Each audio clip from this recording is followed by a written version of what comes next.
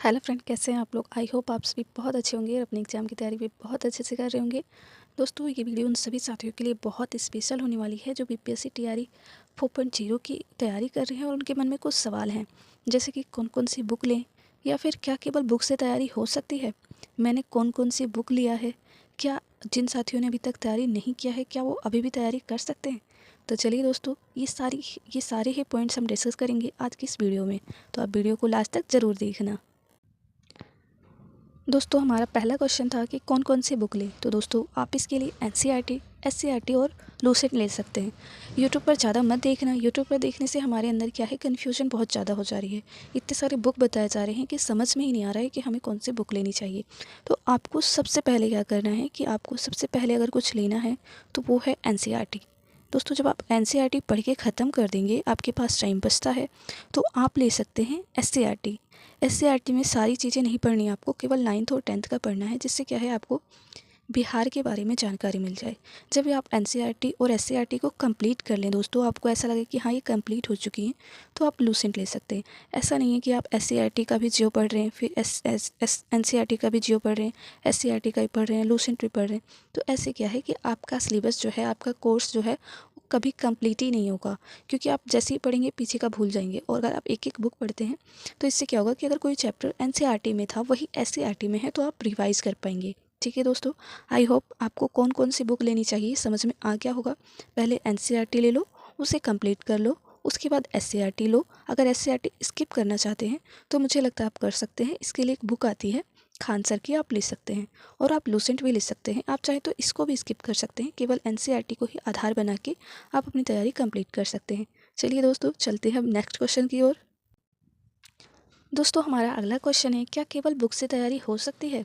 जिन साथियों ने बैच नहीं लिया है या फिर जो बैच पर परचेज नहीं कर सकते हैं दोस्तों, ये सवाल खास तौर से उनकी साइड से रहता है कि क्या केवल हम बुक से तैयारी कर सकते हैं।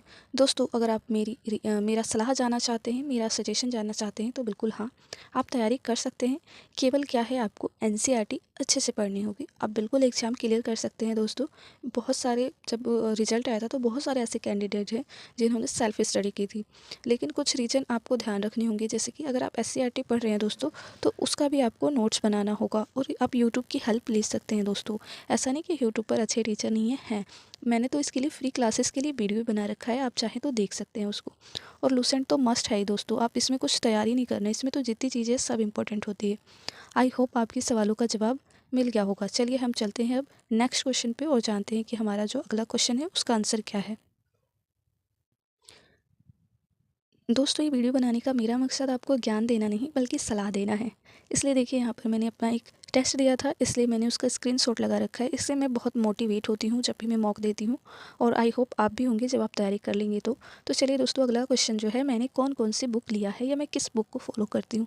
दोस्तों, सबसे पहले तो अपने अंदर से डर निकाल दीजिए। देखिए, मैंने एससीईआरटी बिल्कुल नहीं ली है और ना ही मैं लूँगी, क्योंकि मैंने एनसीईआरटी पढ़ा है।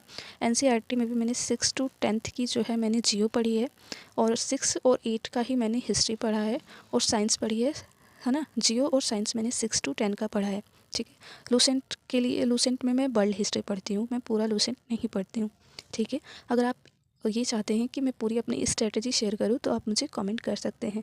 दोस्तों, ये मेरा पहला मॉक नहीं था, ये मेरा 7वां या 6ठा मॉक था। तो आप मेरे देख सकते हैं, मैंने 79 स्कोर किया है। तो क्या एग्ज़ाम में भी इतना ही आएगा जब मेन पेपर होगा? तो ऐसा बिल्कुल नहीं है, इससे कम या इससे ज़्यादा आ सकता है। लेकिन मॉक देने से क्या है, आपको आइडिया लगता है कि आपने कितनी तैयारी की है। दोस्तों, जब मैंने पहली बार दिया था तो मेरा जो मार्क्स था वो 50 प्लस था। आई थिंक 55 या 54 था। मुझे यहाँ तक आने में कई महीने लगे हैं। आप इस चीज़ को समझ पाएंगे जब आप तैयारी करेंगे तो। चलिए दोस्तों, हम चलते हैं अपने नेक्स्ट क्वेश्चन की ओर। दोस्तों, हमारा अगला क्वेश्चन है कि क्या अभी भी तैयारी हो सकती है। क्योंकि दोस्तों, आपने न्यूज़ में देखा होगा कि जो होली है, होली के बाद जो है हमारा नोटिफिकेशन आउट होने वाला है। तो इसलिए मन में ये सवाल आ रहे हैं कि क्या अभी भी तैयारी हो सकती है। क्योंकि ऐसा लग रहा है कि अगर मार्च में नोटिफिकेशन वो लोग देते हैं तो अप्रैल मिड तक एग्ज़ाम हो जाएगा। तो ऐसा बिल्कुल नहीं है, बिल्कुल आप तैयारी कर सकते हैं।